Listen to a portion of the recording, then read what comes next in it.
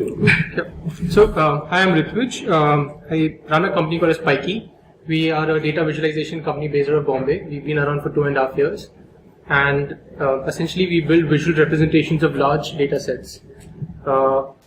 We work with different types of clients. We have core businesses which want to analyze data and take better decisions. We work with data journalists. And last, we work with software product companies to embed visualization into their products. We have clients in 6 countries. Some of the clients that you might recognize include Firstpost and Firstbiz. They're part of Network 18. Visually, we are partnered with Visually. It's a very famous data visualization company in US. And Journalism Plus Color, they are the guys who build Data Wrapper. So we work very closely with them too. During the talk, I'm going to cover data visualization. I'll start with really the basics, then go deep into the fundamentals, and then I'll cover 2 case studies where we apply this. So how you should be actually visualizing data. What are the principles? What you should be looking for in the data. And then I'll cover challenges in data journalism and what are we doing to solve them. Right, so let's start. So let's start with the pie chart. It's like the most basic thing that one can do, right? And so here you have the data for the pie chart, which is like E has 38% and D has 25. So basically the objective of a pie chart is to break a whole into parts, right? Let's look at the data behind this. We call this as it is one-dimensional data out here, and you're breaking a circle by the visual encoding, which is area. Sorry, I have to be the... So let's look at the terms out here. You have dimensions. When you have data, dimension is the column by which you, actually, one second. How many of you all are developers and how many are journalists? Developers? Ask one question. Yes. How many are developers? Okay, and the rest are journalists. Okay. So dimensions are columns by which you aggregate data sets, and facts are columns, generally numbers, which you count, sum, etc. Right? So you should always first look for dimensions and facts in your data set. So let's look at this data set. Seat count by party. Party is a dimension, seat count is a fact. Seat count by party and state. Party and state are dimensions and seat count again is a fact. So this is the idea of dimension and fact. Now let's look at various visual encodings. The idea of data visualization is that you're going to take data and you're going to visually represent it using various visual encodings that your eyes can understand. These include area, position, color, length, thickness. Right? So let's go back to our pie chart. So at Pikey, we follow this model called as data first, design later approach to make this, to design our data visualizations. And the first step is actually building a categorization of various standard charts and graphs. So we call the pie chart as a one-dimensional chart. And you know what? It might have been just a amoeba kind of a shape out there broken by area, and it will still be a pie chart. Let's extend the concept further. All of these are pie charts. Right? So what we learn from this is that the same data can be visualized in many, many different ways. But what chart should you be using for what business case changes a lot. So if you're representing Maslow's hierarchy of needs, you should use the triangle. If it's sales data, it's funnel. If it's election donut, right? So, but the data set behind this is absolutely the same. So this is an article from Hindu. It's a very cool pie chart which is like leaning against the wall, many colors, etc. But what is wrong here? They've not done it right. The wrong thing is that they've used color, and color is communicating absolutely no data set. Right? Next, it is 3D. 3D too is communicating no data set. So ideally, a pie chart is focused around one visual encoding, and that is area. The only visual encoding that you should be using is area. All your slices should be the same color. And right? So the moment your idea, the objective of using data visualization is to communicate data. And when you start using wrong visual encodings, you'll not be able to communicate your data in the first go.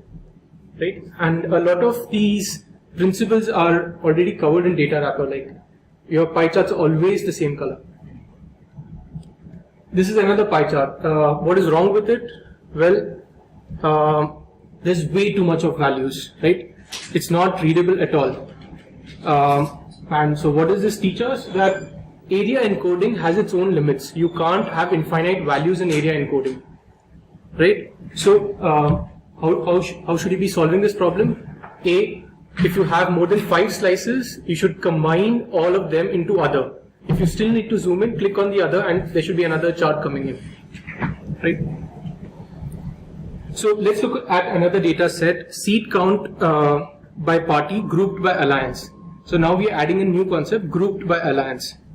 And let's say I had this bubble chart with me where I had party and the radius of the circle is the percentage. Okay. So now if we start adding color, that is the alliance is plotted using color, it becomes a grouped one-dimensional chart. Right? So we now used color to communicate data. So you can always add an extra dimension into your standard charts and graphs by communicating it using colors. So use colors very effectively. Right. Which party won in which year? Let's look at this data set. Now, this is a two-dimensional data set. You have parties and years. So rather years and parties. Plot the dots and you have a two-dimensional data set. Are you getting the concept of dimensions and facts? Okay. Right, so connect these lines and now you have a line chart. All of these charts are they represent the same data set. There's absolutely no difference between these charts. Right, so what is, again, so you should start by looking at the number of dimensions in your data set. What are the dimensions you're going to use, and that will tell you which chart you should go to, whether to go to pie charts or to go to these charts, right? Let's look at which party won in which constituency by what vote margin. We've added more data now, and we had this scatter plot. Now, what we are going to do is add weight, that is vote margin. So now we just make that dot into a circle, the radius being the percentage vote margin. It becomes a weighted two-dimensional chart, right? So the concept of groups and weights are something that you can keep using again and again, and they'll communicate different things. So, right. So you can always fit an extra fact into your standard charts and graphs called as weight, okay, and communicate it using size or area. Right, so this is a weighted scatter plot, this is a circle comparison chart, they both are exactly the same. Let's say the data set was which party won in which constituency by what vote margin grouped by alliance.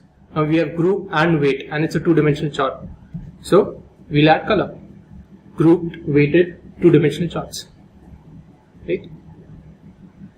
These are multi-series two-dimensional charts. When the dimensions start increasing beyond 2, you have to use these group, stack, percentage area, graph charts, multiple lines, etc. Well, let's look at this example. This is a story from LiveMint. Is the equities rally percolating into the broader market? So what they're trying to say is the story is around this, the BSE small cap. There's a light blue line behind it. The story is about that line, but that line, the color used is very bad. So the BSE small cap lines is not visible at all, and that's the story. So this is visualized not in a good way. But there's something that they've done very well out here. They're starting the axis from y-axis from 97 and not from 0. And why? Well, the purpose of a line chart is to communicate trend, whereas the purpose of a bar chart and column chart is to communicate discrete values.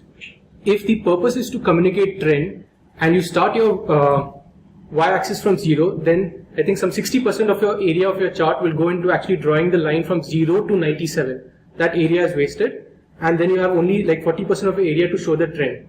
Since the trend is not zoomed into, the minor variations will not be visible. So line charts you should try to start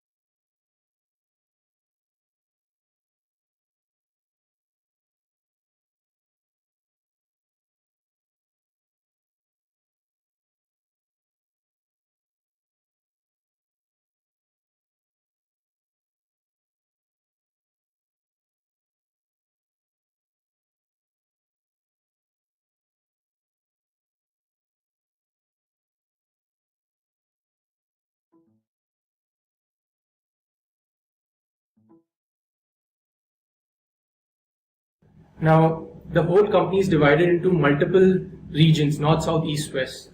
The percentage of maximum revenue is coming from west.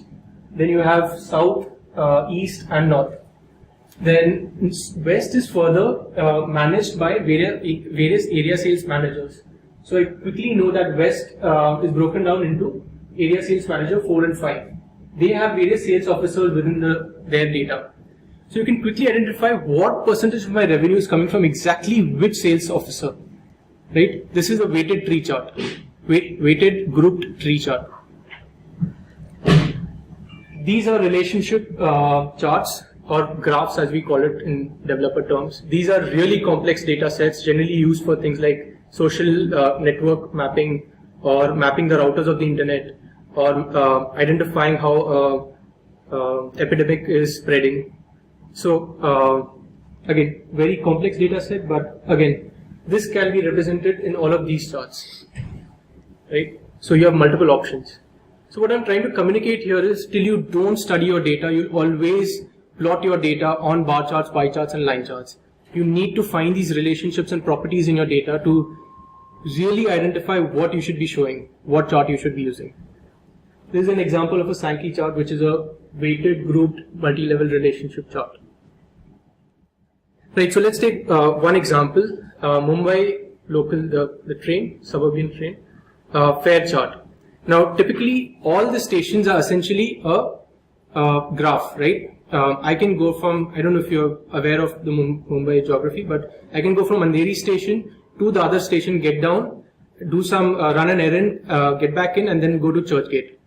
But typically it's the same line. So Andheri to the other is the same line, right? So it's a graph in a nature, but the business case is adding a limitation that since the starting point is Andheri and the ending point is Churchgate, I just have to buy a ticket from Andheri to Churchgate, despite the fact that I'm taking a detour at the other, right? So the limitation here is it's a two-level relationship and not a multi-level relationship. And the moment we realize it's a two-level relationship, you don't need to put it in such an ugly format, which is very difficult to read, right? So you start putting it in a matrix. What I'm trying to communicate here is identify limitations in your business case which you can leverage to improve your design and communicate it better. Okay. Next that I'm trying to say here is most matrix charts have this symmetry about it, right? So ABCD is out here, ABCD is out there, and you're plotting the fares across these stations. But now you have, let's say, A and C out there and C and A out here. So there is symmetry. That data is useless. So you break the matrix chart into a half matrix. Do not add confusion. Do not add redundancy in your communication because it just confuses. Do I start from here? Do I start from there? Right? And actually, it's a matrix chart. If you look at the Mumbai local fare outside each station. So data visualization as a field, we think of it as something new. It's always been there, right? It's all around us. When you look at the Delhi metro, how you go from one line to another, it's always been there. That's a data visualization. This is a brilliant chart. I really love it. It's called the CORD chart. It's a weighted two-level relationship chart. When do you use it? Let's say if you want to see the number of passengers who are flowing from one station to another station, right? So let's assume if this was green color is Andheri and the black color is Churchgate, then so many people are going from Andheri to Churchgate. What is the black to black again? So many people are entering Churchgate station and exiting Churchgate station. So it's a weighted two-level relationship chart. This is the breakdown of charts according to us, the standard break charts that you find on D3. Why do we have the breakdown again? You start by studying your data, right? And you identify where you should be moving. Right, this is fine. One quick point I want to cover is the dimension of time. Some charts are aggregate charts. So if you're creating the data for it, you're aggregating all your data for it. So like you can never plot a pie chart across time. You can never plot a map across time. You can never plot a relationship chart across time, right? Because the axis itself is not existing. So that's something worth noting.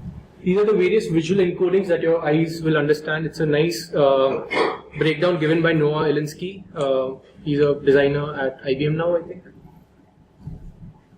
Right, so let's take a first case study. We did this for first post. The work given to us was, can you visualize the cricket scorecard? And we started looking at various cricket scorecards across these various news portals that are there. And all of them are extremely text heavy. And they have so many pages. You know, the current scorecard, you go to one page, you go to full scorecard, you go to another page, you scroll down, you scroll up. So what we realized is that this is not the right way to do it. So first thing, as I mentioned, whenever you have a thing to do, a visualization to do, you first start by breaking your data set. Your data set out here is pre-match, you have toss, playing 11, location, time. Post-match is who won the match, by how much, man of the match. You have per batsman statistics, per bowler statistics, second run innings, fall of wickets, partnerships, ball by ball commentary. Right? So it's a pretty large data set with a whole lot of dimensions. It's like if you start plotting it without understanding these dimensions, there'll be a lot of way too many charts. But we realize one dimension is very important, time. And time in cricket is denoted by the unit of overs. Right? So that is the common denominator, that dimension is the common denominator across all the other data sets. One over has many balls, one over has one bowler, one over has many batsmen. The existence of batsmen across overs is partnership. The end of that existence is fall of wickets. So the common denominator is overs. And then we started plotting it. So what we did was we put the overs in the x-axis and the balls in the y-axis and started writing down one run. So first over, first ball is 1 run. First over, second ball, 4 runs. Now wickets is a very important event, so we started writing it in red. When there's a dot, it's not a very important event, so we just put a dot ball. Right? So we started writing all of this data down. Then what we did was we started plotting partnerships. So let's say batsman 1 is batting from over 1 to, let's say 8 or 9, right? Batsman 2 is from 1 to over 2. So their partnership is still over 2, right? You see the parallel lines existence. And what we've effectively done is we used the weighted two-dimensional chart of circle comparison, right? Where the y-axis is, where the x-axis is overs plus bowlers, y-axis is balls per over, and if you hit a 4 runs, anything about 3 runs is a very important event, 4, 5, 6. Those have a higher heat. Dot balls, 1 run, etc. have a lower heat. So it's a weighted, the weight is the number of runs you scored. Below that, we took inspiration from the GNAT chart, which is your partnerships chart. Again, the y-axis, as I mentioned, overs is your common denominator. So we reused the same x-axis as before and plotted the partnerships. Now let's understand again, when you are trying to visualize data, do not show all your data in one go, right? You need to focus down on what the storyline is, you know, how the data is flowing. And any extra information that you want to show should be either through zooming or interactivity, that is hovers, right? So when we had started the company, we were making the mistake of trying to show all the information, and increasingly we are working towards zooming and interactivity. So in our case, in this case we put a lot of information in the interactivity part. So this is the end result. Actually, I'll show you live.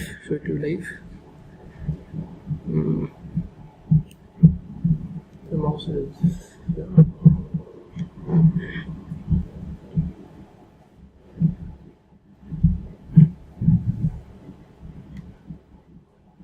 Right, so these are the 2 innings.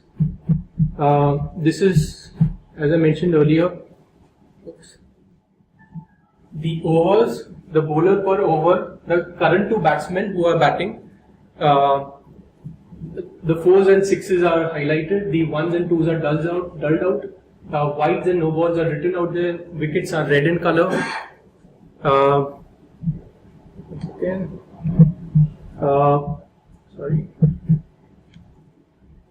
This is the partnership of the current batsman, this is the current ball.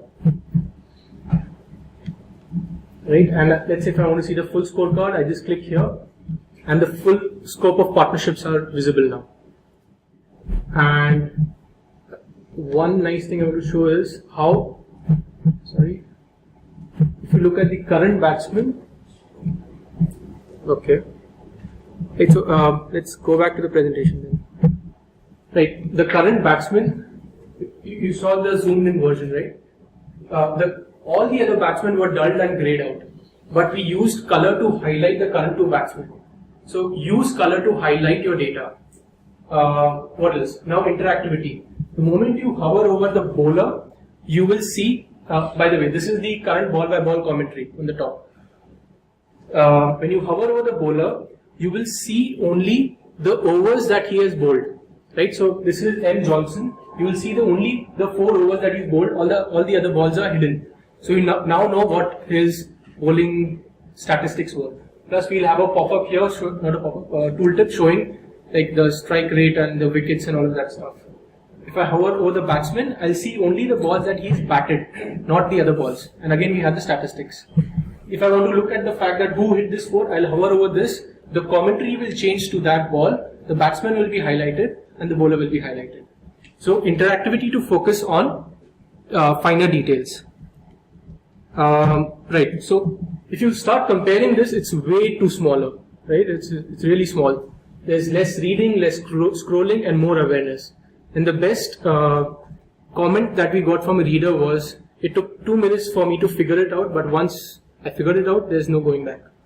It was right. So let's look at another example: election counting day. Right. So let's look at the data set. So again, we did this for First Post. We were managing their election counting day.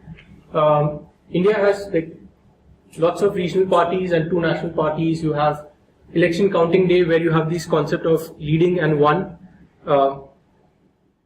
Data properties, you have hierarchical relationship between alliance and party. One is confirmed and leading is like transient. You're not sure if they won. What were the readers looking for in this election? They were looking at how badly would, say, UPA lose, how big would be the BJP victory, and how big would be the impact of AAP. Right? So again, we know what are the data sets to focus on. And real world facts that we can use for design inspiration: BJP is a right wing party, AAP is a left wing party, and the Sansad is like a semicircle, like the actual parliament hall where they discuss. So what are the implications of this? Seats becomes a weight, the hierarchical relationship becomes a tree, the one and the leading becomes a group. The fact that people are looking at only these key points, we can club all other parties into others and just like reduce the clutter. Next, we can put, if the Sansad is the semicircle, then we can put BJP here, which is a right wing, and AAP, which is a left wing party, put them here. So the placement is also taken care of. Now let's look at choosing the right chart. We had a grouped weighted tree chart, right? That's what the data said. So this is what we can choose from. Now since it's a semicircle, we anyways had to use a sunburst. There's no other option. This was the sunburst, right? Let's focus. So this is what we did. What we've done here is, so actually, let's go back. So the sunburst is generally a tree chart. You start from the root at the center and you're going towards the leaves towards the outside, right? Let's look here. Now you have these alliances out here on the outside, the parties out here in the inside. When you start hovering, you will see the actual values of who's winning, leading. We've broken it into groups. That is, the dark blue is the one, which is concrete data, and the light transparentish blue is the leading data. AAP is towards the leftmost, BJP is towards the rightmost. BJP plus, by the way, stands for NDA. We didn't want to use technical terms. Right? Now, one problem, if you realize, here the root is starting from the innermost and the leaves are outside. So initially when we built this chart, the alliances were inside and the parties were outside, right? That's what D3 allows you to do. But then we realized the most important thing in elections in India, we didn't assume that BJP will get all the tickets, the seats. The most important thing is your alliance winning, right? So if the most important data point is if the alliance is winning, the alliance can't be given such a small area, right? The area for parties is way too less, right? So we actually spend, I think, some 200% more time redoing the whole chart, breaking D3's design patterns, okay, by putting the parent node outside and the children inside. So now the root is actually the whole thing. The next leaf is the alliances, and then you have the children, the leaves, right? So this is what we did for elections. So again, the idea here is that how do you see your data set? How do you identify what needs to be done?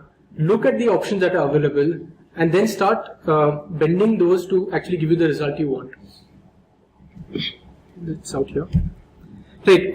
Summary for data visualization is study the properties and relationships of your data set. It is very important. You can't start by saying I want a pie chart and then look at your data.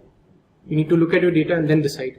Second, use your visual encodings very wisely, like very, very important. Otherwise, you'll get clutter. Right. So this is the visualization bit. Now I'll get into challenges with data journalism. Right, so these are the various steps in data journalism according to us. Typically you do data collection, then you clean the data, model the data, visualize the data, write the story. And the journalist is involved in all of these steps, the developer is in some of them, and the designer is in some of them. Right? Now according to us at Pikey, there are two formats of data journalism. The first is data-driven stories. Data-driven stories are stories that revolve around current affairs. So this is something that India Spin, Fact Checker, which is a part of India Spin, it's a Mumbai-based data journalism venture. What they did was, after the Badawi rape case, they found legit data around crime against Dalit, analyzed the data, plotted the data, and wrote a story around it. So data-driven stories are typically things that are very connected to current affairs. This is a visualization app. A visualization app is a planned project for a pre-planned activity. It's a massive project, right? You start collecting the data, modeling the data, identifying unknown parameters, design it, build it out. It takes a lot of time, right? So let's go back to our steps. Data-driven stories are generally things that journalists do themselves. You can't have a developer coming in to say that tomorrow morning I need to write an article. They'll probably not be able to even scrape data that quickly. Whereas visualization apps, all of them are involved. So the challenges with data journalism are, how can you quickly access the appropriate data set, which John here is helping with? How do you quickly analyze this data set, and how do you consistently churn out neat charts and graphs and maps? That is what Data Wrapper is handling, right? Other challenges would be, how do you model data live? So like IPL data, the cricket score, or maybe stock market data, or maybe election counting day, all the data is coming live. It's like every second and every minute. But it needs to be remodeled to fit your visualization. How do you model it that quickly, right?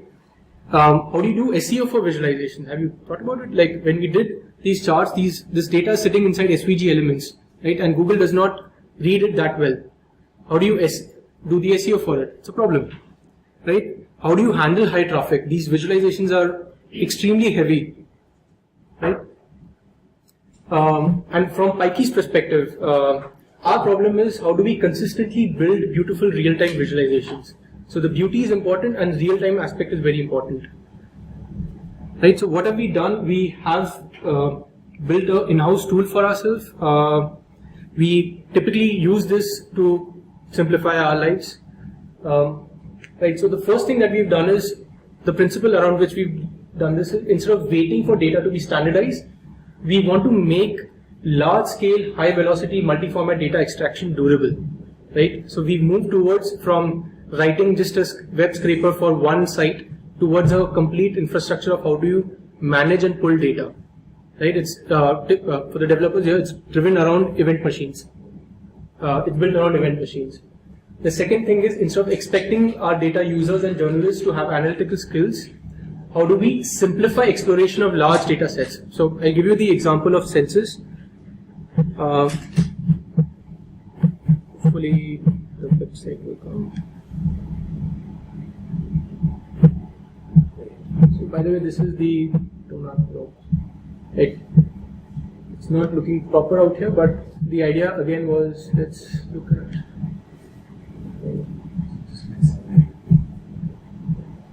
okay, let's look at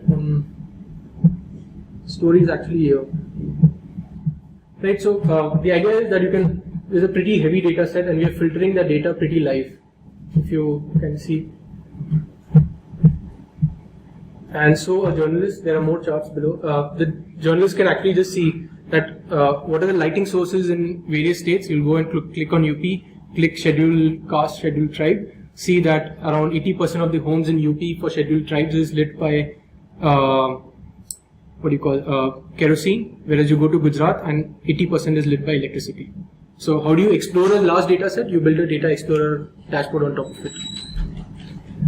Let's get back to this. Right, so simplify exploration of large data sets. You build these explorer dashboards to automate extraction of metadata from data sets. This is very important. When data comes in, you don't know what the data is, and if your computer does not understand the data, you are in trouble, right? So we built engines to understand, given a data set, is this geographic data? Is it a date? Is it this? Is it that? We have dictionaries around this which helps us clean the data and model the data, right? So you need to understand the metadata yourself. Sorry, the computer needs to understand the metadata itself. Next, you need to do assisted data standardization. So let's say if somebody is writing, the data is like yes and true, right? Both are Boolean. We understand it, but the machine should understand it. If the data is tomorrow and 2nd of March and an actual date, how will the machine understand that all of them are actually dates? So we have tools around standardization of data. And finally, we have tools for assisted analysis. So there's this nice story that India Spent covered about how the stolen cars in Bombay generally are Scorpios and fancy cars. So what they actually did was they took the data set of stolen cars, analyzed that there's either a cluster or an outlier. Right? The story always revolves around clusters and outliers. So to find the cluster and outlier, you need programs. Like, of course, you can do it manually, but if you have a program which will say that, okay, this is all well distributed, this is what you need to focus on, then the journalists will be way happy. Okay. Third point.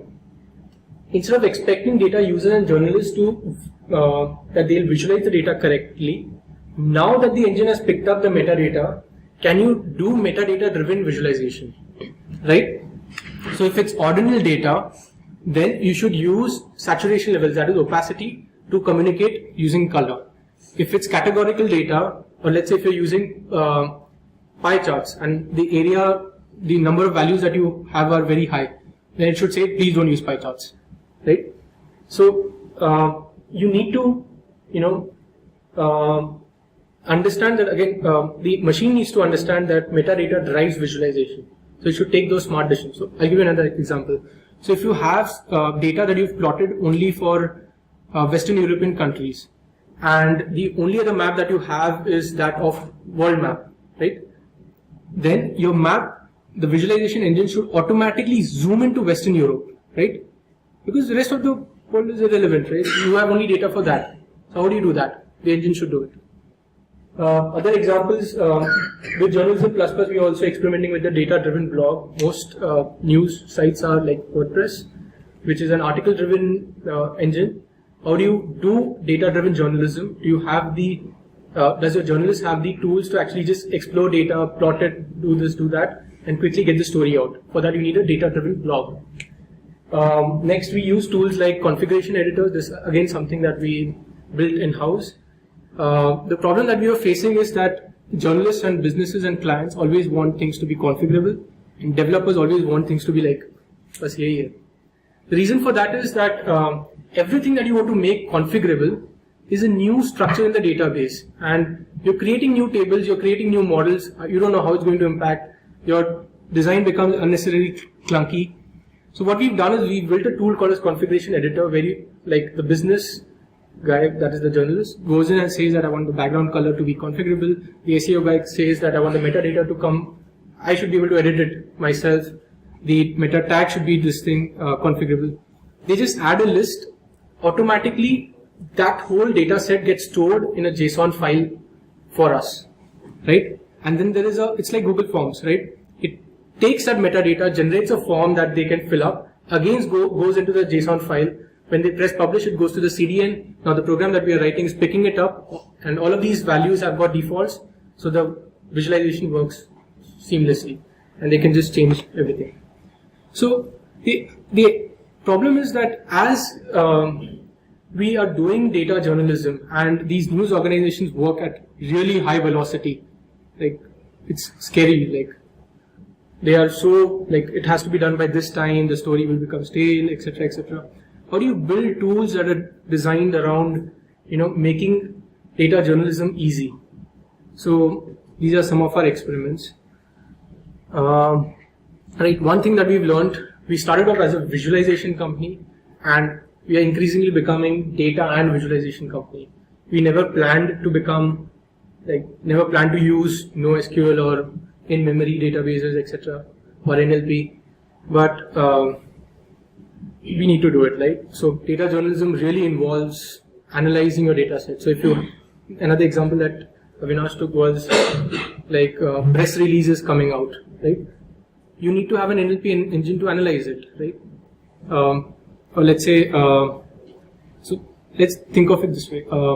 Let's plot the tweets of Narendra Modi, right, pre-election, and tweets of Arvind Kejriwal, and you have line charts, 4 line charts. One line chart is positive tweets, positive sentiment tweets of Modi, and negative sentiment tweets of Modi, like what people are talking around Narendra Modi, not his tweets. And you have positive sentiment tweets of Kejriwal and negative sentiment tweets of Kejriwal. And now you take all of that data, you run an NLP engine on all the historical news that is being plotted in your news company, like all the articles that you have, and you understand that after which article, that is which event in real world, the tweets, that is the Twitter communication shifted from positive to negative for a certain political leader, right? That is NLP, that's like hardcore NLP. Or let's say if you have a presidential side election where it's Kejriwal, Modi, and Rahul Gandhi, and somebody's talking about somebody stands for secularism, somebody stands for communalism, etc., etc. There are these standard notions that we have of people and political leaders. Can we actually take the text of their speeches, crunch it using NLP, and understand, are they actually talking about secularism? Are they actually talking about communalism? This is also NLP. So data natural language processing. Natural language processing. Yes. So you take the speech of the text and analyze, convert it into numbers, basically. Right? Analytics, yes. So we started off as a visualization company, and increasingly we are becoming a data analytics and visualization company. I think that's it. A fun fact: the name Pikey comes from a CAPTCHA.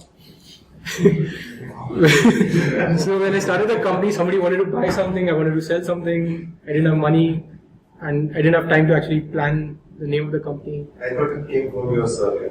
No. So just use the CAPTCHA to name the company. Till we do, what we decided that day was, till we do good work, it doesn't matter what we are called, right? It's actually a very nice way to not waste time on deciding. Yeah, because that's we thought of Sanskrit words and Gujarati words and then English words and started looking for an African language and okay, this is getting really crazy. Yeah. So this is it.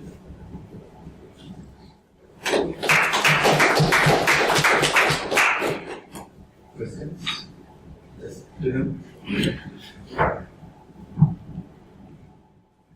So the tools you have used, you are using third-party libraries, or the backstage you are calling? It's in-house. As and when we face problems, we know we are going to fall. Like certain cases, like many times the expected traffic for a certain event was X, but we got like 3X or 4X or 5X, right? Or the data coming in was like at a higher velocity than we could handle, and we failed. So what we did was overnight we cooked up something which is going to next time help us analyze it better. So actually I can give you one of the very early versions of the tool. If you want a demo, I can. Sure. It's a website, so I don't know if you'll see it. Let's see it. Yeah, it's right here. Let's get rid of this. So this is the first prototype of that configuration editor that we cooked up.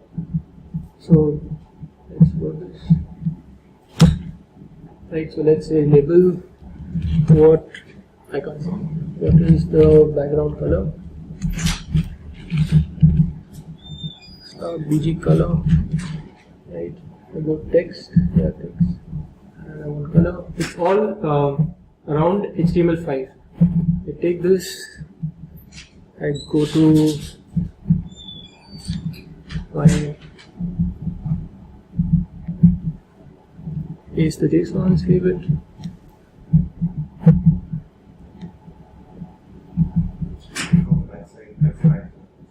How do you do this? How do you change?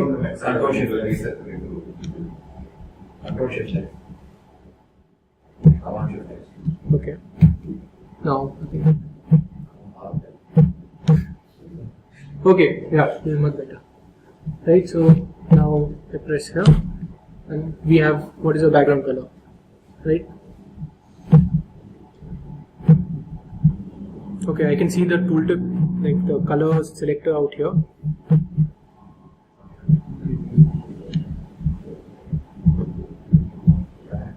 Right, so background color is red. So, and now you save it, it goes in the value of the same JSON. What have we done? We've effectively eliminated the need for changing databases, right? Journalists and the SEO guys and the business guys can decide what is configurable and it's configurable. But were they able to decide the dimensions or the type of returns? No. Or was it fixed?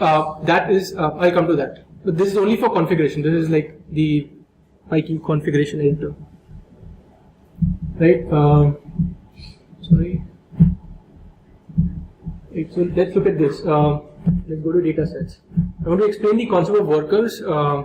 When you start pulling data at really high velocity, it becomes a problem because you don't know what is failing. Is the NSE API a problem? Like, is the cricket scorecard feed a problem, or is your processing a problem? What's going on? So let's look at this worker. It's a test worker. Basically, every data set in PyKey has got workers associated with it. And you go in and it was, so basically it did the fetch, that is, did the web scrapping or did API pulling or whatever that is, identified that in 0.12 seconds it fetched so much, how many records it fetched if there's an error, and then did the processing, that is the cleaning, the saving, the modeling. So with this we are able to do live modeling, and then sometimes when you need to push live data to CDNs, it will do the live push. So we know which step is failing. Now for a typical IPL match, like we'll have lots of these things working like in like seconds. So we can monitor things very quickly. If we don't have these tools, then what will happen is that we'll write something in PHP, it'll be in PHP, it'll be working in PHP. There's no way to monitor all of this, or Ruby on Rails for that matter. Right, so now let's analyze an actual data set.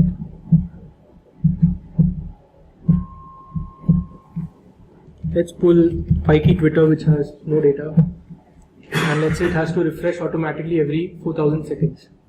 Again, I don't know if it's going to work or no. It's a very early prototype. Let's see. It's supposed to be a image here. Yeah, no. So I can click on it once the image comes. We'll see the workers. No, this was the test.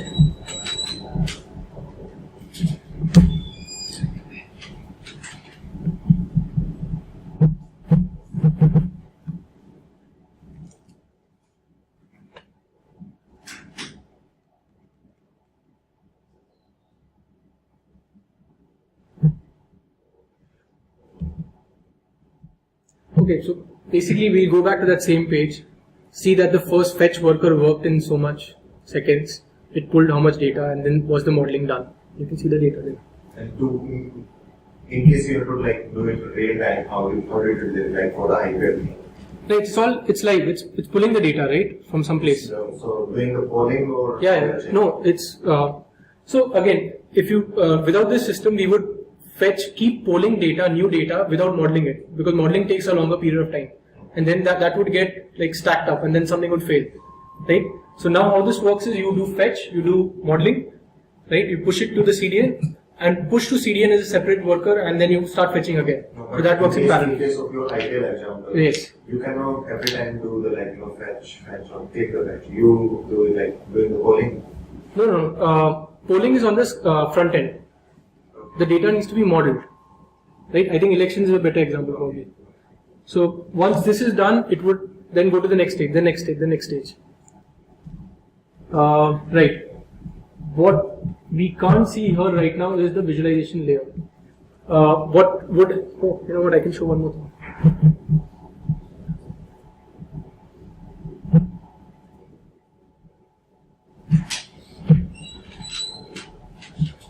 So let's call this demo.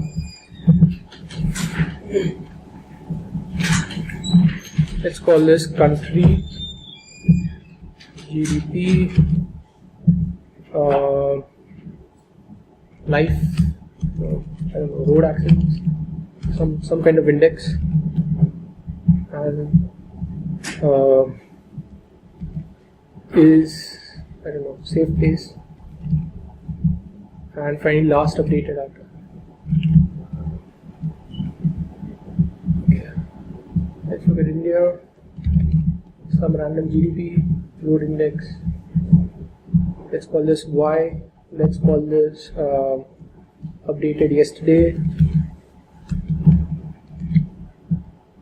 Let's call Somalia.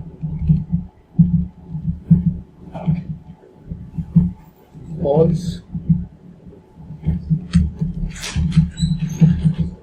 Right, so now we've taken a date column which is in text. We've taken Boolean column which is in random Boolean standards. Hopefully it'll work. See if the worker ran. Right, so again, this is a UI error, but despite the fact it was Y and true and false random data, it calculated the probability of it being Boolean. So it extracted metadata. Despite the fact that this is yesterday and something, it knows its date type. So this is smart extraction of metadata. And now, what is assisted standardization? The fact that we know that this is not standardized data, but it is date time, so we can convert it.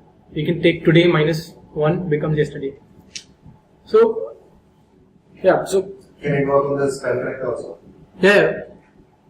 So that's the objective, right? If you have geodata, if you have all the country data, it should convert it to ISO2 codes, right? It should find clusters. So, yeah, I think that's it.